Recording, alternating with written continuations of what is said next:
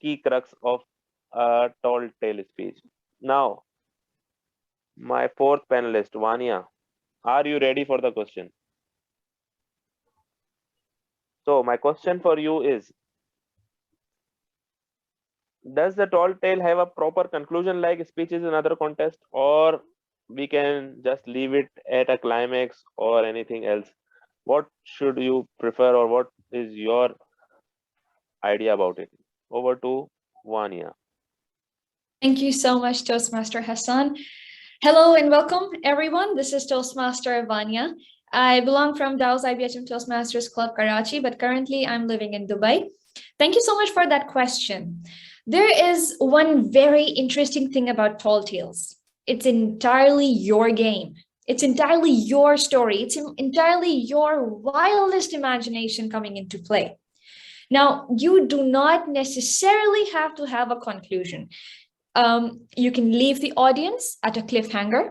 You can leave the audience wondering what happens next. You can leave the audience laughing, or you can leave the audience crying. Now, the choice is yours. Your story, leaving it on a climax, will definitely leave the audience in awe. Now, when the audience is wondering, you leave them on a stage where they wonder what happens next, or they are in a state of an emotion, anger, sadness, happiness, love, anything.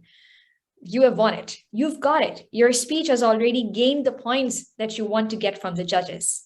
So necessarily, you don't really have to have a conclusion, but leave the conclusion side for the international speech contest, because Tall Tales does not ask for it.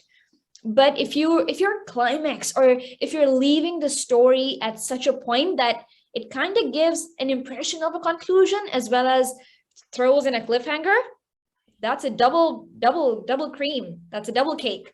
So no, not necessarily. You don't have to have a conclusion in a Tall Tales. And I would recommend, that's what I did, leave it at a point where the audience is either laughing or they wonder what happens next. Or leave them at a point where they think, okay, let's continue the story in my way. What would happen next? So they wonder what would happen next. Now, for example, there are 50 people in the room. All 50 of them will be thinking differently. Yes, you have created your own story and told the audience to create their own from the point where you left off. That's what I would say. Thank you. Thank you, Vania. That was a great from your side. And well, we will talk about your speech as well. What was